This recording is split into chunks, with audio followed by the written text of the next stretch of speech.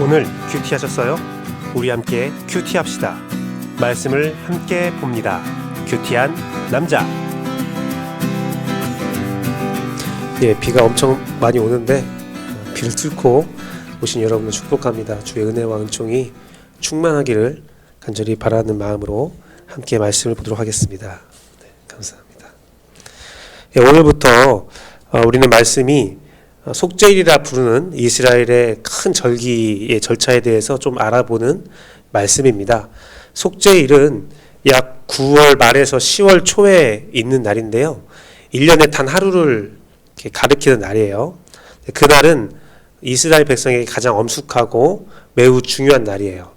이스라엘은 이 속죄일을 신년으로 보고 있습니다. 우리는 1월이 신년인데 송구영신 예배를 드리잖아요. 그것처럼 이스라엘은 그 속죄일 9월에서 10월 초에 있는 그 날이 그들에겐 새로운 한 해의 시작입니다. 그래서 새년 같은 신년 송구영신 예배 같은 이런 모습으로 지내고 있는데요. 하루 동안 한 해 동안 이루어진 알고 지은 죄, 모르고 지은 죄를 모두 사함받고 새로운 시작을 알리는 그런 날로 지켜지고 있습니다. 우리 어른들이 기도할 때 대표 기도할 때 그런 말씀 많이 하셨는데, 알고 지은 죄, 모르고 지은 죄 다 용서해달라고 하는데, 이 날이 바로 이스라엘에게 그 알고 지은 죄, 모르고 지은 죄를 다 용서받는 그런 날이었습니다. 그 날이 온전히 지켜져야만 이스라엘 백성은 그동안 지었던 모든 죄악들을 용서함 받고 새 출발을 할 수 있는 겁니다. 그런데 이 날이 지켜지지 않으면 이스라엘은 한 해를 시작할 수가 없어서 그 속죄함이 이루어질 때까지 계속 반복적인 제사를 지낸 거예요. 대제사장이 방울을 차고 이렇게 주 앞에 성소 앞에 들어간다고 하잖아요. 그래서 그 속죄일에 그렇게 하는 거예요. 딱 들어가서 그 속죄를 행하다가 속죄가 온전히 이루어지지 않으면 이렇게 제사장은 죽어버리죠. 그래서 죽어버리고 그 방울 소리가 들리지 않으면 죽었다라고 판단하고 메어진 줄을 가지고 이제 끌어내면 시체가 나오고, 그럼 그 다음 제사장이 또 정결의식을 치르고 들어가서 속죄 일을 행하는 겁니다. 그래서 이것은 이 날만큼은 속죄일만큼은 반드시 하나님의 속죄가 꼭 이루어져야 되는 날이에요.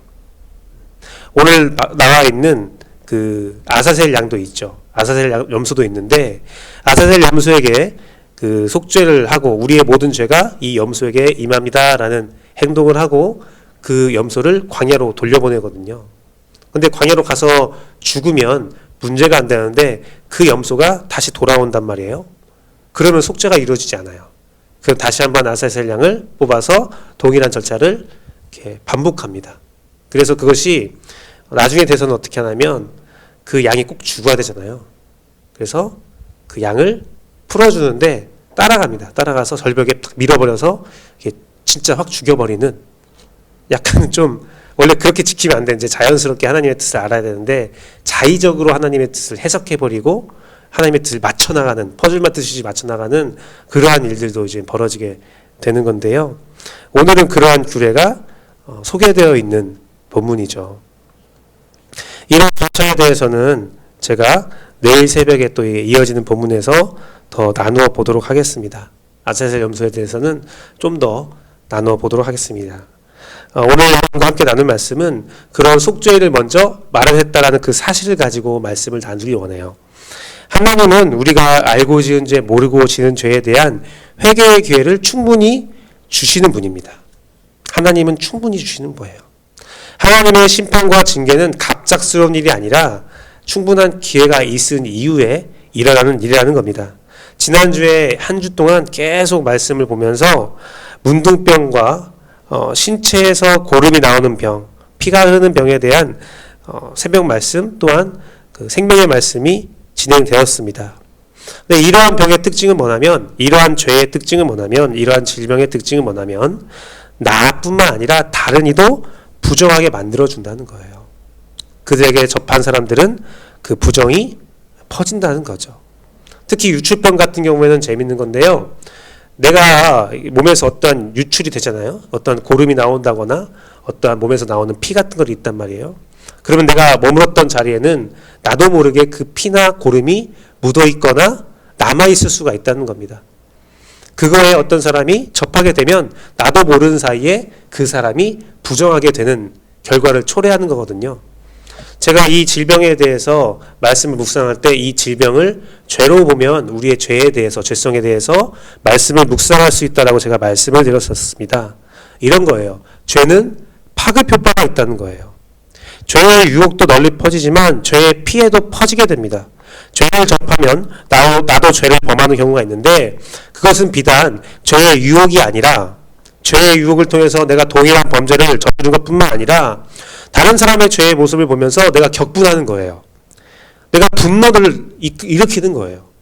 다른 사람의 죄가 나에게 영향을 미칠 때도 있고, 그 피해가 나에게 있을 수도 있고, 아니면 나에게 피해가 없는데 그 사람의 죄가 명확해서 다른 사람에게 피해를 끼치는 것들을 알고 목격했을 때 나도 모르는 사이에서 죄를 반대하고 있지만 나도 모르는 사이에서 내 입술과 마음으로 죄를 행할 수 있다는 겁니다. 죄를 행할 수 있어요. 정말 죄를 저지르는 나쁜 사람을 봤을 때 나도 모르게 이런 XX 하면서 욕할 수도 있고, 좀 그냥 죄에 대해서 안 된다, 나쁘다 라고 하면 좋은데, 그 감정이 너무나 격해져서 나도 모르게 혈기를 부리면서, 그렇게까지 안 해도 되는데 막 마음이 경량을 칠 수도 있고요. 또 기도하다가 이럴 수도 있잖아요. 하나님을 원망할 수도 있어요. 하나님을 욕할 수도 있어요. 하나님 이러시면 안 됩니다라고 말하면서 처음에는 하나님 이러시면 안 됩니다, 정의를 세워야 합니다, 하나님 역사를 이루어 주옵소서 라고 기도하다가 그 기도가 격해져서 하나님에 대한 원망, 저주, 하나님의 역사에 대한 불신으로 이어질 수도 있다는 거예요. 죄라는 것은 내가 행해서 이루어지는, 파급되는, 퍼지는 죄도 있지만 그 죄에 의해서 내가 나도 모르게 격분할 수도 있고, 또한 그 모습을 보면서 다른 사람들이 상처받거나 또 죄가 파급될 수 있다라는 겁니다. 또한 뒷말도 있죠. 여러 가지 것들이 우리의 죄로 연결될 수가 있다는 겁니다. 사람이 이 모든 죄에 대해서 어떻게 책임을 질 수 있겠어요? 내가 죄인지도 알지도 못하고 행하는 일도 있고요. 나도 모르는 사이에 부정된 일도 있고요. 어떻게 그 모든 것을 다 기억하면서 회개를 할 수가 있겠습니까? 그래서 하나님께서는 기회를 주신다는 거예요. 대속죄를 통하여서 이스라엘 민족들은 가만히 생각하고 묵상하며 자신이 죄인됨을 깨달아 알고요. 또한 금식과 여러 가지 규례를 통해서 자기 자신을 괴롭히고 부정하도록 또 반성하도록 하신다는 겁니다. 철저한 회개와 철저한 검증의 기회를 하나님이 부여하시는 겁니다. 그것이 하나님의 사랑입니다. 이를 위하여 하나님은 흠없는 대제사장과 흠없는 염소를 준비하여서, 하나는 속죄물로 하나는 아사셀 양으로 해서 너의 모든 죄가, 알고 지은 죄, 모르고 지은 모든 죄를 그 염소에게 다 제속시키겠다는 하나님의 기회와 사랑을 우리가 깨달아야 된다는 거예요. 우리는 죄를 저지를 수 있습니다. 하지만 주님은 우리를 용서한다는 것이죠. 그렇다면 우리에게 대속죄일은 언제인가? 우리의 새로운 시작을 알리는 날이 언제인가? 이스라엘 민족은 1년에 한 번 기회를 줬지만 우리는 매일이에요. 우리가 예수 그리스도를 묵상하는 모든 순간이 나에게 대속죄일이고 새로운 시작이 될 수 있는 겁니다. 주님은 나에게 늘 새로운 옷을 입혀주십니다. 마치 우리가 새해가 될 때 설빔을 입는 것처럼 새로운 옷을 입혀주시죠. 지금은 그러지 않는데 저도 그랬던 것 같아요. 저도 어렸을 때 한 중학교 때까지는 부모님이 꼭 새해가 되면 새 옷을 사주셨어요. 새 옷을. 그러면 새 옷을 입으면 나도 모르게 행동이 조심스러워지더라고요. 새 옷이잖아요. 이것이 더럽혀지면 안 되잖아요. 그리고 우리 또 옛날에는 설빔을 입으면 풀을 먹여서 빳빳하게 다렸다고 하잖아요. 그럼 행동이 좀 불편할 수도 있고 부자연스러울 수도 있지만 그 새 옷을 더럽히지 않으려고 정말 노력하고 새 옷을 입음으로 내 행동에 약간의 조심성이 있어진다는 거죠.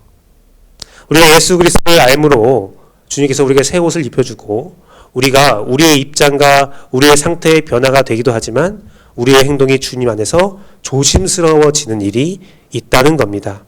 대속죄를 통하여 과거를 청산하고 새로운 삶의 기회를 얻는 이스라엘 백성처럼 예수 그리스도가 나의 죄를 용서하는 순간 나의 삶의 변화를 줄 수 있는 기회를 우리가 얻게 되는 거죠.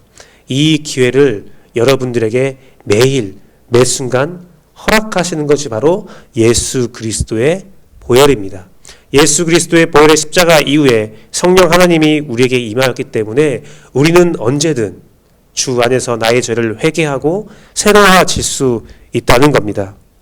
말씀을 맺도록 하겠습니다. 요즘 교회의 모습과 교회 공동체의 모습과 또 성도들의 모습과 세상을 바라보면 말세가 정말 가까워졌다는 생각을 지을 수가 없습니다. 사실 불안한 세상과 격변, 혼란은 말세라고 하는데 그것은 옛날부터 있었던 말이에요. 우리 옛날 어르신들은 말세야 말세야. 제가 어렸을 때는 그분들이 야, 이 시대는 정말 말세다 라는 말을 할 때는 제가 그렇게 이해가 되지 않았는데 그럼 정말 말세인가? 했는데 제가 또 나이가 들면 또 저도 그 세대를 보면서 말세야 라고 얘기할 것이고 또 제 자녀들이 또 자라서 또 저의 연령대나 저보다 더 영영한 연령대가 되면 그때도 말세라고 말할 거예요. 예수 그리스도가 십자가에 돌아가시고 부활하시고 다시 천국으로 온 순간부터 우리는 말세가 된 거죠. 그래서 그 모든 말세들을 이기기 위하여 세상은 돈과 명예와 권력으로 대비합니다.